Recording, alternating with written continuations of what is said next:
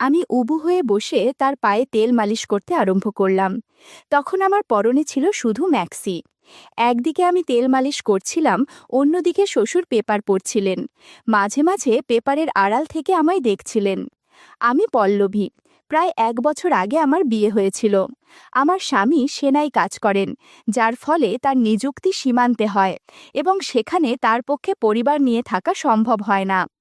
আমার স্বামী পিতামাতার একক সন্তান, তাই আমায় আমার শ্বশুর শাশুড়ির সাথে শ্বশুর বাড়িতেই বাস করতে হয়। বর্তমানে আমার 25 বছর বয়স। বিয়ের প্রথম কয়দিন আমাদের অনেক ভালো সময় কেটেছে। আমার স্বামী আমাকে অনেক আদর করত, সময় দিত। কিন্তু স্বামী চাকরিতে যাওয়ার পর থেকে দিনের পর দিন সন্ন্যাসিনীর জীবন কাটাতে আমার খুবই কষ্ট হচ্ছিল।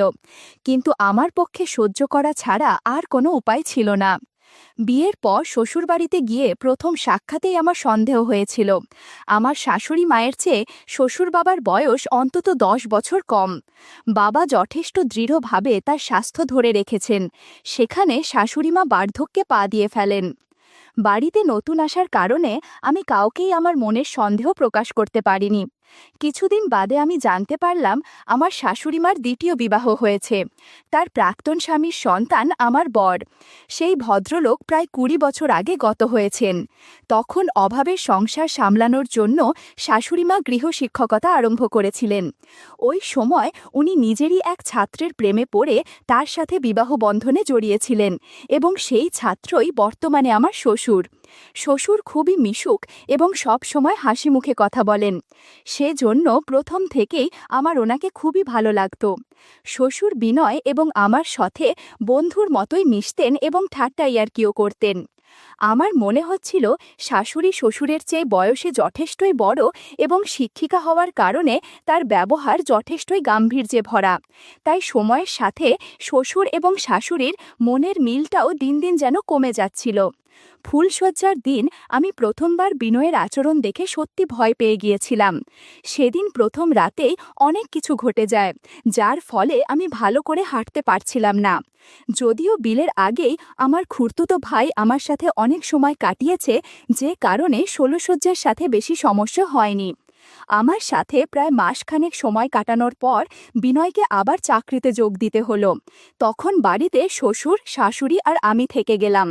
সেনার চাকরির অর্থ হলো বিনয় কবে আবার ছুটি পাবে আর বাড়ি ফিরবে তার ঠিক ঠিকানায় নেই। স্বামী ছাড়া কিভাবে আমাদের দিন কাটতে লাগলো তার কোনো হিসেব নেই। প্রায় দিন রাতে ঘুমানোর সময় এপাশ ওপাশ করে শুয়ে থাকি। মনের মধ্যে কেমন যেন একটা অনুভূতি হয়। বিয়ের সময় থেকে আমি ক্রিম দিয়ে নিয়মিত চুল কেটে রাখতাম। বন্ধুরা বুঝেছ তো কি বলেছি? যাই হোক, বিনয় চলে যাবার পর আমাকে দেখার কেউ ছিল না, তাই চুল কাটার আর প্রয়োজনও ছিল না। যদিও আমার চুলের ঘনত্ব কম, খুবই পাতলা এবং রেশমের মতো নরম, তাও সঠিক রক্ষণাবেক্ষণের অভাবে বেশ ঘন হয়ে গিয়েছিল। আমার পোশাক পরা নিয়ে শ্বশুরবাড়িতে কোনো বিধিনিষেধ নেই। আমি বাড়িতে সিল্কের হালকা শাড়ি আর ব্লাউজ পরে থাকি। তাছাড়া অন্য যে কোনো পোশাকেই আমায় খুব মানায়। বিনয় চলে যাবার পর শ্বশুর আমার পরম বন্ধু হয়ে উঠলেন এবং আমি কেনাকাটা করার জন্য ওনার সাথেই বাজারে যেতে লাগলাম। বয়সের বেশি পার্থক্য না হবার কারণে কোনো অচেনা লোকের পক্ষে আমাদের দুজনকে দেখে বোঝার উপায় নেই যে আমরা শ্বশুর পুত্রবধূ নাকি সদ্য বিবাহিতা বর বউ। শ্বশুর আমার সমস্ত সাজসজ্জা এবং প্রসাধনের সামগ্রী আমাকে দিয়েই পছন্দ করিয়ে কিনে দিতেন।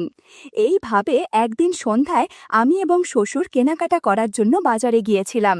সেদিন আমার পরনে ছিল শাড়ি আর হাতাকাটা ব্লাউজ, আর যার ফলে আমাকে অনেক আকর্ষণীয় দেখাচ্ছিল। সেদিন বাজারে কেনাকাটা করে ফেরার পথে তুমুল বৃষ্টি নামল। বাধ্য হয়ে আমাদের দুজনকে একটা সাইকেল রিকশায় চাপতে হলো এবং মাথা ঢাকা তুলে সামনের পর্দাটাও নামিয়ে দিতে হলো। ঝুম বৃষ্টিতে আমি আর শ্বশুর পাশাপাশি বসে এক রিকশায় করে বাড়ি যাচ্ছি। আমার কাছে দুটো ডাবের ব্যাগ ছিল। বন্ধুরা বুঝেছ তো কি বলতে চাইছি? এদিকে আমার মনে কেমন যেন অস্থিরতা হচ্ছিল। এতদিন শ্বশুর আমার বন্ধু মতোই ছিলেন, কিন্তু রিকশায় তার প্রতি আমার ভেতর কেমন যেন একটা টান তৈরি হচ্ছিল। তখনই হঠাৎ আকাশে খুব জোরে বিদ্যুৎ চমকে উঠল এবং প্রবল জোরে মেঘের গর্জন হলো। সাথে সাথেই রাস্তার সব আলো নিভে গেল। আমি ভয় পেয়ে চমকে উঠলাম, না জানি কি হলো। হঠাৎ ঘটে যাওয়া এই ঘটনায় হতভম্ব হয়ে শ্বশুর নিজেও চমকে উঠলেন। শ্বশুর বললেন, পল্লবী, ভয় পাচ্ছ কেন? আমি তো তোমার পাশেই রইছি, ভয় নেই, কিচ্ছু হবে না। কিছুক্ষণ পর আমরা বাড়িতে চলে আসলাম। রিকশা থেকে নামার সময় খেয়াল করলাম শ্বশুর আমার দিকে আর চোখে তাকাচ্ছে। বৃষ্টির কারণে আমার অনেক কিছু আবছাভাবে বোঝা যাচ্ছিল। আমি বিষয়টি বুঝতে পেরেও কিছুই বললাম না। বাড়ি ফেরার পর আমি পোশাক পাল্টানোর পর হাত মুখ ধোবার জন্য বাথরুমের দিকে এগুলাম। বাথরুমের দরজাটা হালকা আটকানো ছিল, তাই আমি সামান্য ধাক্কা দিতেই সেটা খুলে গেল। বাথরুমের ভিতরের দৃশ্য দেখে আমি সত্যি হতভম্ব হয়ে গেলাম। শ্বশুর জাদুর লাঠি নিয়ে অদ্ভুত আচরণ করছেন। আমার বুঝতে বাকি রইল না উনি আমার কথা চিন্তা করে এসব করছেন। না, আমি এটা দেখার পর আর সেখান থেকে সরে যেতে পারিনি এবং কপাট সামান্য ফাঁকা রেখে দেখতে থাকলাম। আমি সেই মুহূর্তে একটা বড় সিদ্ধান্ত নিলাম। আমি তখনই মনে মনে শ্বশুরকে আমার দ্বিতীয় স্বামী হিসাবে বরণ করে নিলাম, যে আমার বরের অনুপস্থিতিতে আমায় সব কাজে সাহায্য করবে। আমি আমার সিদ্ধান্ত বাস্তবায়িত করার সুযোগের সন্ধানে রইলাম। কয়েকদিন বাদেই আমি সেই সুযোগ পেয়ে গেলাম। ৩-৪ দিন বাদেই আমার শাশুড়ি মা বললেন তিনি ১ সপ্তাহের জন্য বাপের বাড়ি যাচ্ছেন, কারণ তার ভাই অর্থাৎ বিনয়ের মামা খুবই অসুস্থ। এই সময় আমায় ঘরের কাজ ও শ্বশুর মশাইয়ের দেখাশোনা করার দায়িত্ব নিতে হবে। এই সুযোগে আমি আমার পরিকল্পনাকে বাস্তবায়িত করতে পারব ভেবেই আমার অনেক আনন্দ হচ্ছিল। ঘরের পাশে আগুন থাকলেই ঘরের গাদায় আগুন লাগবে, এটাই বাস্তব এবং সেটাই হলো। আমি ওই দিন সন্ধ্যায় পার্লারে গিয়ে বাছার চুল এবং আইব্রো সেট করালাম, এবং যাতে আমায় দেখতে আরও বেশি সুন্দরী লাগে। বাড়ি ফিরে আমি ক্রিম দিয়ে চুল তুলে দিলাম, যাতে আমায় আরও আকর্ষণীয় লাগে। পরের দিন রবিবার অর্থাৎ ছুটির দিন ছিল। শ্বশুর কাজে বেরুবেন না। সকালেই শাশুড়ি তার বাপের বাড়ি চলে গেলেন এবং বাড়িতে আমি আর শ্বশুর থেকে গেলাম। কিছুক্ষণ বাদে শ্বশুর স্নানের জন্য প্রস্তুত হলেন। আমি সাহস করে বললাম, শ্বশুর, দাও না, আমি আপনাকে তেল মালিশ করে দিচ্ছি। শ্বশুর একটু ইতস্তত করলেন ঠিকই, কিন্তু আমায় না বলতে পারলেন না। আমি উবু হয়ে বসে তার পায়ে তেল মালিশ করতে আরম্ভ করলাম। তখন আমার পরনে ছিল শুধু ম্যাক্সি। একদিকে আমি তেল মালিশ করছিলাম, অন্যদিকে শ্বশুর পেপার পড়ছিলেন। মাঝে মাঝে পেপারের আড়াল থেকে আমায় দেখছিলেন। একটু পর বললেন, তুমি যখন এত কাছে বসো কেমন জানি এক অদ্ভুত শান্তি পাই, আবার অস্থিরতাও হয়। খবরের কাগজে চোখ রাখি বটে, কিন্তু মনটা তোমাকে নিয়েই পড়ে থাকে। আমি বললাম, আপনার সেবা করার জন্যই আমি আছি। আপনার যখন যা লাগবে আমাকে বলবেন, আমি সেটা দিব। শ্বশুর বললেন, সময় হলে তোমার সাথে গল্প করব। আমি অন্য প্রসঙ্গ তুলে বললাম, এখন আমি ঘরের অন্য কাজগুলো করব, আপনি স্নান করে আসুন। একদিকে শ্বশুর স্নান করতে গেলেন আর আমি ঘরের অন্য কাজগুলো করতে শুরু করলাম। শ্বশুরের স্নান হয়ে যাবার পর আমি স্নানে ঢুকলাম। ওই সময়ে বাথরুমের লাগোয়া ঘরে বসে শ্বশুর আবার কাগজ পড়ছিলেন। আমি স্নানের শেষে শুধু একটা তোয়ালে জড়িয়ে বেরিয়ে এলাম। আমি লক্ষ্য করলাম শ্বশুর কাগজের আড়াল থেকে আর চোখে তাকিয়ে আছে। একটু পর আমি নিজের ঘরে চলে গেলাম আর রেডি হয়ে দুপুরের খাবারের প্রস্তুতি নিলাম। বিকেলবেলায় শ্বশুর আমাকে বললেন, পল্লবী, চলো আমরা দুজনে একটা সিনেমা দেখে আসি। আমি সাথে সাথেই রাজি হয়ে গেলাম, কারণ সিনেমা চলাকালীন 2.5 ঘন্টা ধরে সিনেমা হল অন্ধকার থাকে। এই সুযোগে অনেক আনন্দ করা যাবে। আমি জিজ্ঞেস করলাম আমি কি পোশাক পরব। শ্বশুর আমায় লেগিংস আর কুর্তি পরতে অনুরোধ করলেন, কারণটা আমি তখনই ধরে ফেলেছিলাম। আমি শ্বশুরের পছন্দের পোশাক পরে তৈরি হয়ে গেলাম এবং তার সাথে সিনেমা হলের দিকে রওনা দিলাম। সিনেমা হলের ভিতরটা ফাঁকাই ছিল, শুধু আমাদের মতোই কিছু জুটি সিনেমা দেখতে এসেছিল। আমি আর শ্বশুর আশেপাশে ফাঁকা জায়গা দেখে পাশাপাশি বসলাম। শ্বশুর আমার বাম হাত নিজের হাতে নিয়ে বললেন, পল্লবী, তোমার হাতের তালু কি নরম, আঙুলগুলো কত সুন্দর। সুন্দরভাবে ট্রিম করে কেটে নাল নেলপালিশ লাগানোর ফলে তোমার নখগুলো ভীষণই সুন্দর লাগছে। জানো পল্লবী, আমাদের বিয়ের আগে থেকেই আমি অনেকবার তোমার শাশুড়ি মায়ের সাথে এই সিনেমা হলে এসেছিলাম এবং পুরো সময় ধরে একটুও সিনেমার দিকে মন ছিল না। সিনেমার পুরো সময়টা জুড়ে অনেক ঘটনা ঘটেছিল আমাদের সাথে। আমি যখন গ্র্যাজুয়েশন করছিলাম তখন তোমার শাশুড়ি মা আমার গৃহশিক্ষিকা ছিল। ওই সময় সে খুবই সুন্দরী ছিল। প্রথম দিনেই আমি ওকে দেখে পাগল হয়ে গিয়েছিলাম। আমি যেদিন ভালো পড়া করতাম তোমার শাশুড়ি মা আমায় আড়ালে অনেক উপহার দিয়েছিল। আমিও সেসব পুরস্কার পাবার লোভে খুব মন দিয়ে পড়াশোনা করতাম। শ্বশুর আরও বললেন, তোমার শাশুড়িমা তখন আমায় আশ্বাস দিয়েছিল আমি প্রতিষ্ঠিত হতে পারলে সে আমায় বিয়ে করবে, যাতে আমি তাকে যখন ইচ্ছে পুরস্কার দিতে পারে, এবং আমি প্রতিষ্ঠিত হতেই সে আমায় বিয়ে করে নিয়েছিল। তারপর টানা 15 বছর ধরে দিনের পর দিন শাশুড়িমা আমাকে অনেক পুরস্কার দিয়েছে, কিন্তু 2 বছর আগে থেকেই ওর মধ্যে পরিবর্তন আসতে শুরু করে। এখন আমি পুরস্কার চাইলে সে দেয় ঠিকই, কিন্তু সে মন থেকে দেয় না। তাই আমাদের মধ্যে ধীরে ধীরে দূরত্ব বাড়তে থাকে। অথচ দেখো, আমার তো সবে 37 বছর বয়স, এবং তুমি নিজেও বুঝতে পেরেছ। তাই আমি প্রায় প্রতিদিন একাকিত্ব অনুভব করি। তুমি আসার পর থেকে মনের কল্পনায় তোমায় বসিয়ে নিয়েছি। শ্বশুরের কথা আমি অনেকটা ইমোশনাল হয়ে পড়লাম।